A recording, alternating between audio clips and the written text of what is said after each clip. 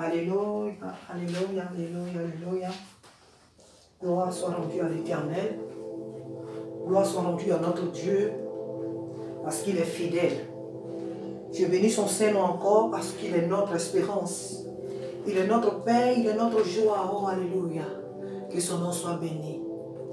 Oh, alléluia. Nous allons méditer la parole de l'Éternel dans le livre de Josué, chapitre 1, verset 3. Alléluia. Jusqu'au verset 9. Et je crois qu'on partira même du verset, à partir du verset 1. Après la mort de Moïse, serviteur de l'Éternel, l'Éternel dit à Josué, fils de Nun, serviteur de l'Éternel: Moïse, mon serviteur, est mort. Maintenant, lève-toi, passe ce Jourdain, toi et tout ce peuple, pour entrer dans le pays que je donne aux enfants d'Israël. Tout lieu que foulera la plante de votre pied, je vous le donne comme je l'ai dit à Moïse.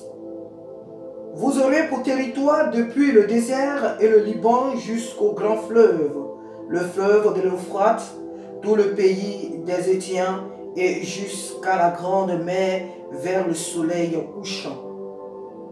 Nul ne tiendra devant toi tant que tu vivras. Je serai avec toi comme j'ai été avec Moïse. Je ne te délaisserai point, je ne t'abandonnerai point. Fortifie-toi et prends courage, car c'est toi qui mettras ce peuple en possession du pays que j'ai juré à leur père de leur donner. Fortifie-toi seulement et aie bon courage, et en agissant fidèlement selon toute la loi que Moïse, mon serviteur, t'a prescrite.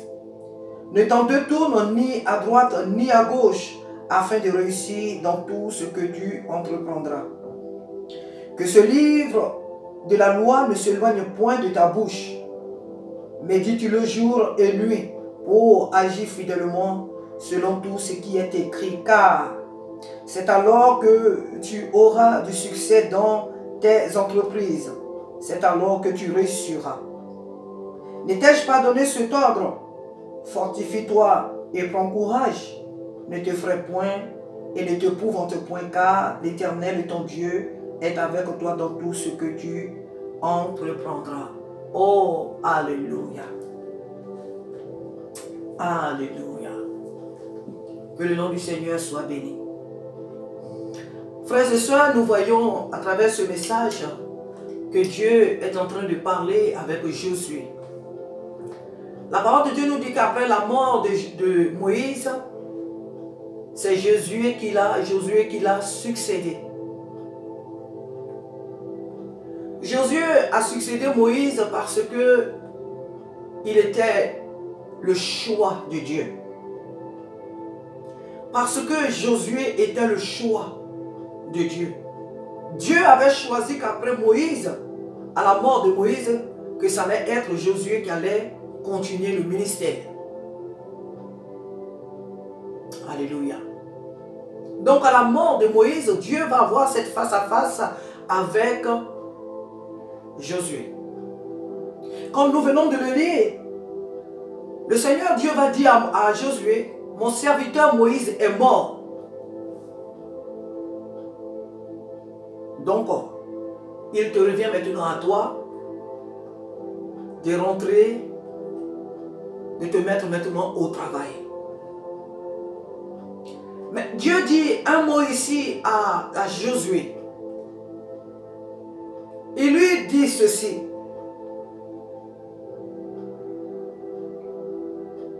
et ce qui va nous intéresser, nul ne tiendra devant toi tant que tu vivras.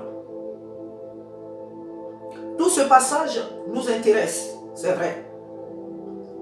Nul ne tiendra devant toi tant que tu vivras.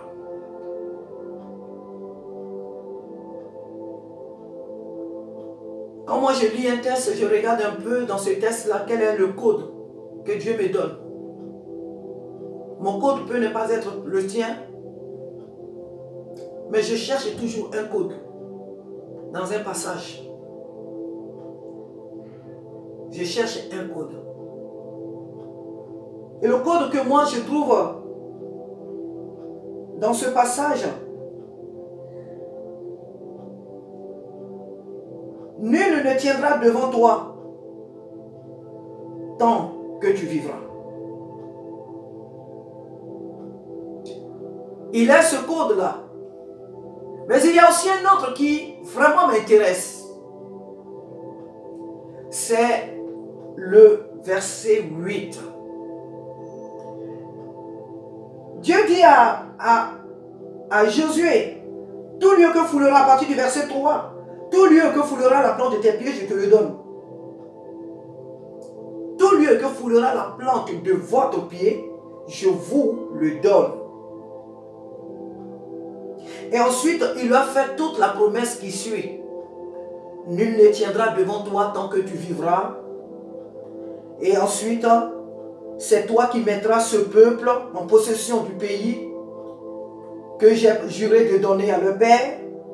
Et Dieu dit, fortifie-toi, je le vois ici 2 fois, fortifie-toi seulement et prends courage. En agissant fidèlement selon tout ce qui est écrit. Donc le code vraiment que je trouve dans ce passage, c'est le verset 8. Excusez-moi si je vous ai fait comprendre que c'était le verset 5, mais c'est le verset 8 que je trouve ici comme le code. Josué a reçu la responsabilité de conduire le peuple de Dieu sur la terre promise. Et le Seigneur lui dit, nul ne tiendra devant toi tant que tu vivras. Mais il continue avec Josué et il lui dit, que ce livre de la loi ne s'éloigne point de ta bouche, médite le jour et nuit. C'est à quoi? Pour agir fidèlement selon tout ce qui est écrit. C'est alors que tu auras telle ou telle chose. C'est alors que tu vas grandir. C'est alors que tu vas prospérer. C'est alors que tu vas posséder. C'est alors que tu vas vaincre. Le thème de mon message, c'est tout simplement quand Dieu est avec toi, tu triompheras. Si Dieu est avec toi, peu importe l'obstacle qui est devant toi, tu triompheras. Tu n'as pas à avoir peur. Tu triompheras. Pourquoi? Parce que l'Éternel Dieu est avec toi. Oh, alléluia. Josué avait eu la promesse de l'Éternel. Josué avait eu la promesse de l'Éternel de ne pas avoir peur. Et il lui fait encore cette grande promesse en disant, nul ne tiendra devant toi tant que tu vivras. Oh, c'est merveilleux. Nul ne tiendra devant moi tant que je vivrai. Quel pouvoir, quelle autorité que Dieu donne à Josué. C'est bien beau, hein? C'est vraiment très, très, très magnifique. Incroyable. Et gloire soit rendue à Dieu parce que Josué ne va pas décevoir l'Éternel. Il ira jusqu'au bout de sa mission. Que Dieu soit béni pour ce frère qui nous a laissé un si merveilleux témoignage en tant que serviteur de l'Éternel. Alléluia. Mais quand Dieu lui parle, il lui donne un code. C'est bien beau que tu vas conquérir des territoires. C'est bien beau que personne ne te résistera. Aussi grand, aussi puissant qu'il puisse être, il ne te résistera tant que tu vivras. C'est bien. Mais maintenant le Seigneur va lui dire pourquoi. Lui, Jésus restera toujours vainqueur. Pourquoi? Jésus va toujours triompher. Pourquoi? Jésus ira de gloire en gloire. Comment et par quoi? Il va toujours aller plus haut. Le Seigneur lui dit que tout ce que je t'ai dit là, tout ce que je viens de te dire, les promesses que je vous ai données, voici les clés. Pour entrer en possession de toutes ces promesses, il te faut cette clé-là. La clé-là, c'est ma parole. Que ce livre de la loi ne s'éloigne point de ta bouche. Médite-le jour et nuit pour agir fidèlement selon tout ce qui est écrit. Pour agir entièrement selon tout ce qui est écrit. Si Josué n'avait pas la parole, il n'allait jamais vaincre. Si Josué n'était pas du côté de la parole, il n'allait jamais vaincre. Si Josué n'avait pas pour appui la parole, il n'allait jamais conduire le peuple. On allait peut-être entendre dans la Bible que oui, après Moïse, Josué a conduit le peuple d'Israël, mais dans tel ou tel lieu, il s'est arrêté comme son maître Moïse, qui n'est pas sorti du désert. Comme son maître Moïse, qui n'a pas atteint Canaan. On allait aussi parler de lui comme ça. Josué a saisi cette parole, cette promesse qui lui a été faite. Josué s'est attaché à cette parole que l'Éternel Dieu lui a donnée. Que ce livre de la loi ne s'éloigne pas de ta bouche. Médite le jour et nuit pour agir fidèlement selon tout ce qui est écrit. Cette parole que Josué doit avoir dans sa bouche, c'est qui? Qui est la parole? Qui est ce livre de la loi? C'est la personne de Jésus. C'est la personne de Jésus. Josué devait avoir pour ami Jésus. Parce que, pourquoi Dieu lui donne cette promesse? Parce que Dieu savait que Josué avait quelque part peur. Lorsqu'il voit cette multitude, lorsqu'il voit ce peuple incrédule, ingrat, qui ne passe que son temps à se plaindre, Josué se dit, mais est-ce que je pourrais être à la hauteur de mon maître? Est-ce que je pourrais faire ce que mon maître a fait? Donc Josué avait la crainte en lui. Est-ce que je vais y arriver? Et voilà pourquoi Dieu, qu'il a choisi, vient pour le soutenir, pour le fortifier. Mais en même temps, il lui donne une clé par laquelle il va triompher. S'il a cette clé-là avec lui, il triomphera. Mon frère, ma soeur, oh c'est vrai, toi et moi, nos épreuves, nos difficultés sont plus hautes même que les montagnes. Chaque année, on croirait qu'on se dit, ah cette année-là peut-être que, mais les épreuves qui arrivent, de jour en jour, elles sont plus, non seulement nombreuses, mais plus grandes. Et de fois, on se demande jusqu'à quand? Jusqu'à quand je vais traverser ce fleuve? Jusqu'à quand je vais finir de traverser ce désert? Jusqu'à quand? Jusqu'à quand, Seigneur? Dieu ne nous demande pas de connaître, Dieu ne nous dit pas, Dieu ne nous montre pas la fin du désert que nous sommes en train de traverser. Dieu ne nous dit pas, il ne nous donne pas la date, la fin de l'épreuve. Dieu ne nous montre pas la fin de l'épreuve que nous traversons ou que nous avons, non. Mais il nous dit tout simplement que si nous avons avec nous, sa parole, nous irons de gloire en gloire. Si seulement nous avons avec nous sa parole, nous triompherons de toute adversité. Alléluia. Jésus-Christ étant venu sur la terre, toute sa vie a été une vie mouvementée. Oh oui, c'est vrai, il a eu des moments où il s'est retrouvé dans la chambre haute avec ses disciples. Ils ont dansé, ils ont chanté, ils ont loué. Il a eu des moments où il s'est retrouvé dans le jardin de Gethsémane en train d'enseigner ses serviteurs, où il a vécu des bons moments, c'est vrai. Mais toute la vie de Jésus a été une vie d'épreuve, une vie de difficulté, jusqu'à la croix. Jusqu'à la croix. Ce n'était pas aussi facile pour Jésus de laisser ses serviteurs lorsqu'ils montaient. Ce n'était pas aussi facile pour lui de les laisser et de partir, mais il fallait qu'il parte. Il fallait qu'il parte. Je dirais même qu'il a fait une pression même sur lui-même pour qu'il parte. Ce n'était pas aussi facile. Que ce livre de la loi ne s'éloigne point de ta bouche.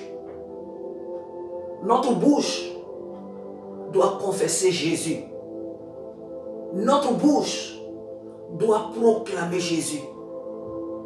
Notre bouche doit révéler Jésus.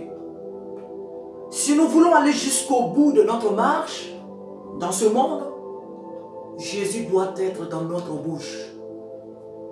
S'il n'est pas dans notre cœur, il ne peut pas être dans notre bouche. Sinon, ça serait de l'hypocrisie.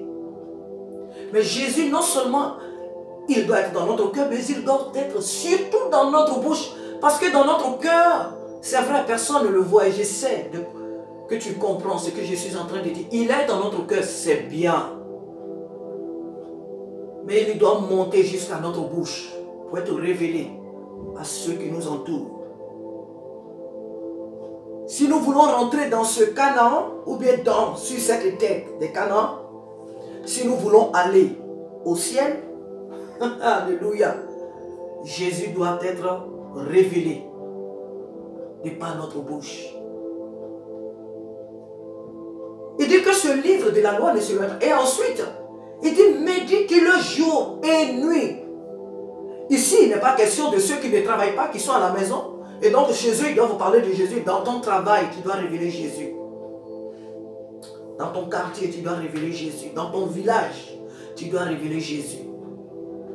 Dans ta famille élargie, tu dois révéler Jésus. Les gens doivent savoir qui tu es. Partout où tu passes, les gens doivent savoir que tu es un enfant de Dieu. Vous savez, dans cette ville, il y a un commerçant qui est là depuis... moi, ça fait bientôt 23 ans que je suis dans cette ville. Et ce commerçant, il était bien avant là que moi je n'arrive ici. Cet homme m'appelle pasteur. C'est pas moi qui suis allé lui dire que je suis pasteur. Moi et mes enfants, cet homme-là, quand il nous voit, il m'appelle pastoresse. Il appelle mes enfants pasteur. Et un jour, un monsieur qui était dans sa boutique, il vient et puis me pose la question. Madame, comment vous faites pour être toujours joyeuse comme ça? Vous êtes toujours souriante. Vous n'avez jamais de problème, vous? Alors je lui ai répondu, c'est parce que je suis à lui. Parce que c'était un monsieur qui était venu là dans la boutique pour acheter des choses qui s'est adressé comme ça à moi. Mais ce monsieur à qui appartient même le magasin, c'est le nom qu'il m'a donné. Chaque fois qu'il m'appelle, il me voit, pastoresse. Ça, c'est le nom qu'il m'a donné. Est-ce que c'est moi qui suis rentré dans son magasin pour lui dire que je suis pasteur? Est-ce que c'est moi qui lui ai dit que non, je ne m'appelle pas Sarah, mais tu dois m'appeler pasteur? Non. Il sait ce qu'il a vu en moi, il sait ce qu'il a vu, il a vu mon témoignage pour qu'il me nomme pasteur.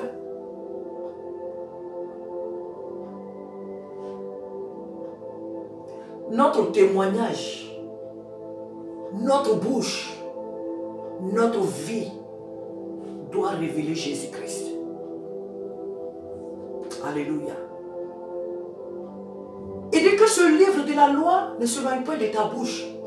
Tu dois le méditer jour et nuit. Où que tu te trouves, cette parole, elle doit être dans ta bouche. Il y a des chrétiens qui ont du mal à proclamer la parole de Dieu. Voilà pourquoi souvent ils font aussi de faux combats.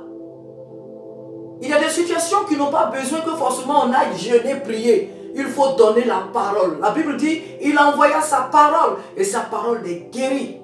Cette parole, il faut l'envoyer. Cette parole, il faut la proclamer. Je ne suis pas en train de dire que moi, je n'ai pas de problème. Que moi qui suis en train de vous parler ici, oh oui, j'ai des défis énormes, moi, à relever.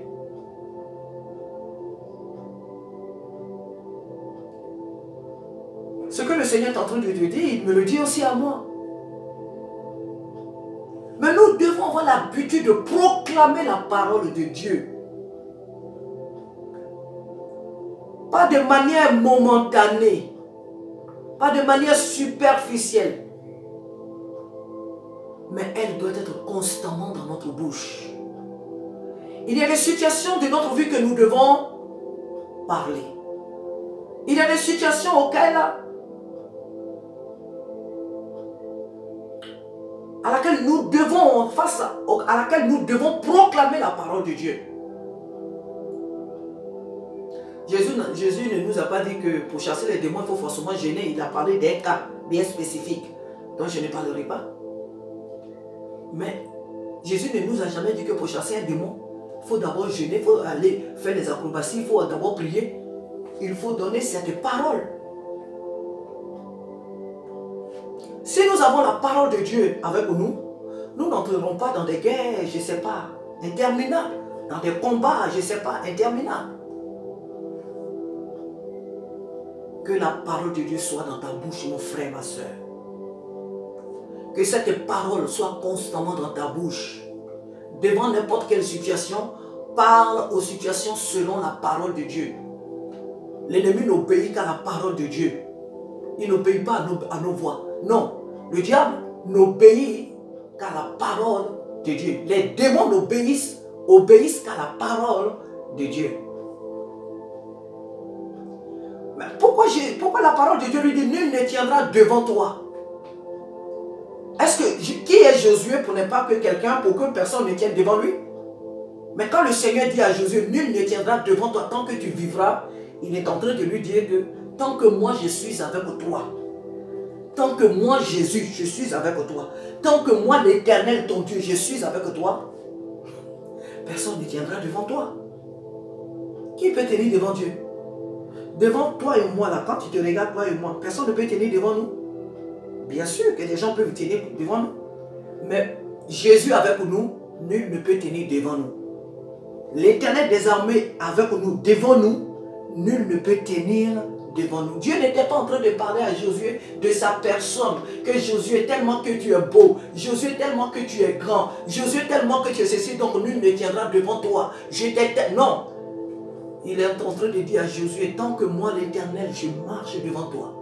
Tant que toi, Josué, tu places en moi ta confiance. Tant que toi, Josué, tu me prends pour ton partenaire, ton associé. Tant que Josué, toi, tu fixes tes regards sur moi, je serai avec toi. Nul et nul ne tiendra devant toi. Parce que c'est moi-même qui te conduira. De la même manière que j'ai marché devant vous en sortant de l'Égypte, je marcherai toujours devant toi jusqu'à ce que vous arriviez à Canaan. Alors nul ne tiendra devant toi. Et Dieu, effectivement, va se révéler à Josué encore d'une manière même physique. Lorsqu'ils vont combattre Jéricho, nous voyons que Dieu apparaît, l'Éternel apparaît à Josué. Quand il lui demande, es-tu avec nous contre nous? Et que cet être-là lui dit, enlève tes chaussures là où je suis. Là où tu te tiens, enlève tes chaussures, comme il avait dit aussi à Moïse sur le mont Sinaï. L'Éternel va prouver à Josué qu'il est avec lui.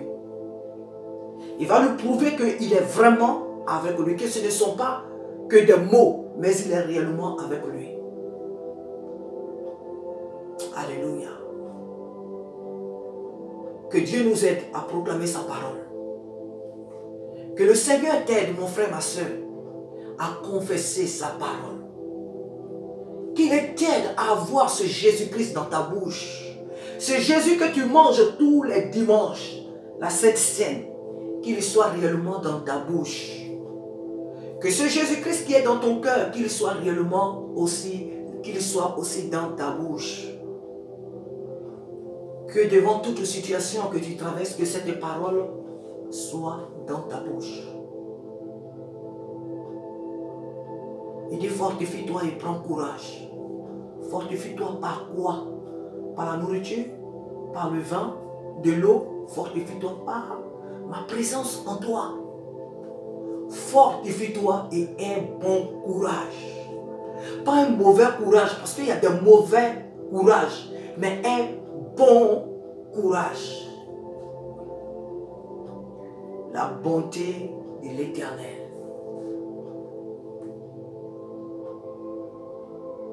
Si Dieu est avec nous, notre triompherons toujours. Si l'Éternel lui-même est avec nous, nul ne tiendra devant nous. Parce que tout genou capitule devant celui qui nous habite. Tout genou fléchit et fléchira toujours devant lui. Toute langue confessera que lui seul Jésus est Seigneur. Il n'y a que par lui que nous devenons conquérants, conquérantes. Il n'y a que par lui et pour lui et par lui que nous rentrons en possession de nos territoires. Alléluia.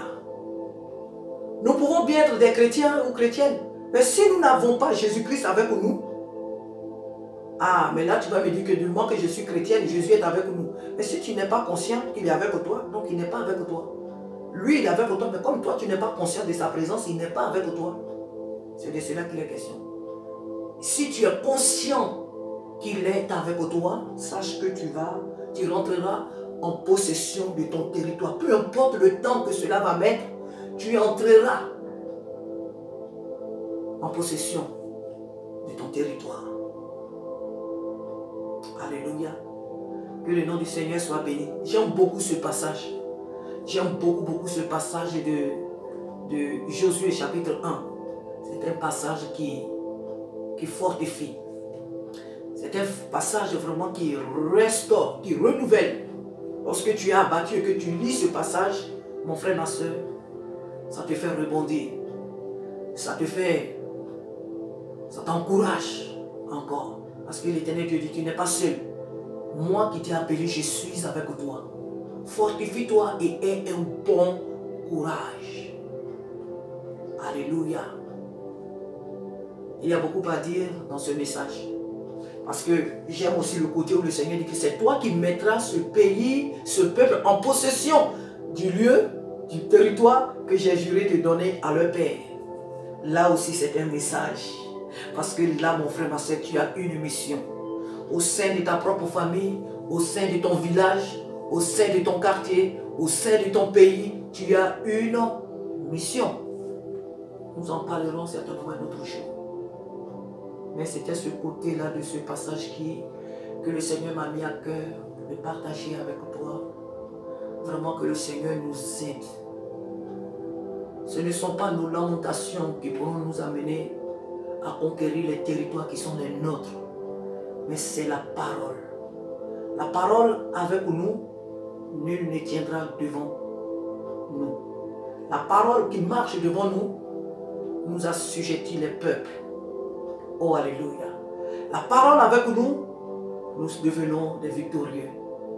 La parole avec nous, nous sommes victorieux. Nous sommes vainqueurs. Nous sommes triomphants. Alléluia, des triomphanteurs. Alléluia. Que le Seigneur t'aide, qu'il m'aide et que nous prenons vraiment possession de la parole, de ce testament que l'Éternel, de ce grand trésor que Dieu nous a donné, sa parole, qui est la personne de Jésus-Christ. Alléluia. Que Dieu nous bénisse et qu'il nous fortifie encore davantage. Reçois tout simplement dans ce message la part qui est à toi, mon frère, ma soeur. Tu es certainement découragé. Tu es certainement abattu, car les temps que nous traversons sont aussi très difficiles en tant que l'Église. Les temps ne sont pas faciles. Peut-être que certaines églises sont encore fermées. Tu es loin de tes frères, tu es loin de ton leader. La communion, ce n'est pas trop ça, tout est fait par les réseaux, sur les réseaux sociaux. Ce n'est pas pareil que lorsqu'on est en présentiel. Ce n'est pas facile. Mais tu dois tenir ferme.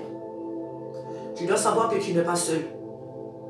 Et là où tu es, peut-être que chez toi à la maison, tu n'as personne. Peut-être que tu es une femme, tu vis seul. Peut-être que tu es un homme, tu vis seul. Tu n'as pas d'enfant, peut-être tu vis seul. Mais sache que l'Éternel, ton Dieu, est avec toi. Sache que tu n'es pas seul. Physiquement parlant, humainement parlant, tu es seul. Mais tu n'es pas seul. Parce que l'Éternel est avec toi. Le Dieu d'Israël est avec toi. Tu dois t'appuyer sur lui, car elle nous dit cette parole que celui qui s'appuie sur lui, sinon sur elle, n'aura pas hâte de fuir. Que le Seigneur te fortifie, mon frère, ma soeur. Et sache que dans cette épreuve, dans cette difficulté ou dans ces temps que tu traverses, pas abandonné. Le Seigneur ne t'a pas abandonné. Il est avec toi plus que tu ne peux l'imaginer. Qu'il te fortifie. Qu'il te renouvelle. Qu'il t'affermisse. Car très bientôt, la trompette va sonner. Car très bientôt, nous serons enlevés pour aller dans le lieu où il n'y a plus de tourments, où il n'y a plus de jeûne, où il n'y a plus de combat, où il n'y a plus de haine, où il n'y a plus de douleur ni de factures à payer, où il n'y a plus de mépris, de compétition, je ne sais quoi encore. Là où règne que la paix, la véritable, la joie, la véritable, l'amour, le véritable. Oh, alléluia. Que le Seigneur t'aide, mon frère, ma soeur, à avoir cette parole dans ta bouche. À avoir Jésus-Christ dans ta bouche. Que Jésus-Christ, non seulement il est déjà dans ton cœur, mais qu'il remplisse aussi ta bouche. Qu'il te conduise à le proclamer. Qu'il te conduise à proclamer les promesses qu'il t'a données. Qu'il te conduise à le proclamer devant n'importe quelle situation. Tu n'as pas besoin forcément d'aller faire des jeûnes ni des prières de combat. Donne la parole. Car notre adversaire, l'ennemi, ne s'incline que devant cette parole, qui est Jésus-Christ. Alors, nul ne tiendra devant toi tant que tu vivras. La véritable vie, c'est Jésus. Tant que tu vivras, Josué, nul ne tiendra devant toi. Jésus est la vie. Donc il est en train de dire à Josué, tant que tu es attaché à moi qui suis la vie, nul ne tiendra devant toi. Tant que tu es attaché à la vie, nul ne tiendra devant toi. La véritable vie, c'est Jésus. Il n'est pas question de la vie de Jésus. Il est question de Jésus. Et Jésus, Dieu est en train de parler de lui-même. Tant que tu vivras. Tant que tu vivras. Tout ce que Dieu sait vivant, ce sont ceux qui sont en Jésus. Ceux qui ne sont pas en Jésus, Dieu les appelle des morts. Ils sont morts. Quoi qu'ils vivent, mais ils sont morts. Donc quand il dit que Jésus est tant que tu vivras, il est en train de lui dire tant que tu seras avec moi et en moi, nul ne tiendra devant toi. Parce que c'est lui, Jésus, qui est la vie. Un homme en lui n'a pas la vie. Dieu ne parle pas de cette vie-là qu'on a, on mange, on boit, on vit. Non, la véritable vie. Parce que pour que des personnes succombent, des personnes trébuchent, des personnes tombent devant toi, c'est qu'il y a quelque chose en toi.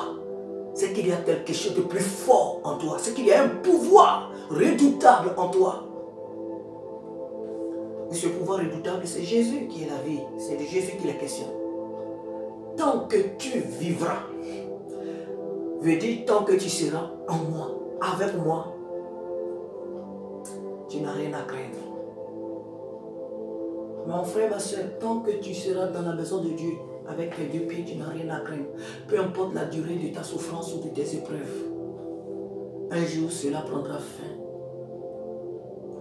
Que Jésus-Christ soit dans ta bouche. Que Jésus-Christ soit ton soutien. Alors tu entreras sur le territoire qu'il t'a donné, qu'il t'a promis. Alléluia. Que la paix et l'amour, la grâce, la faveur de l'Éternel soient en partage. Au nom de Jésus-Christ. Amen.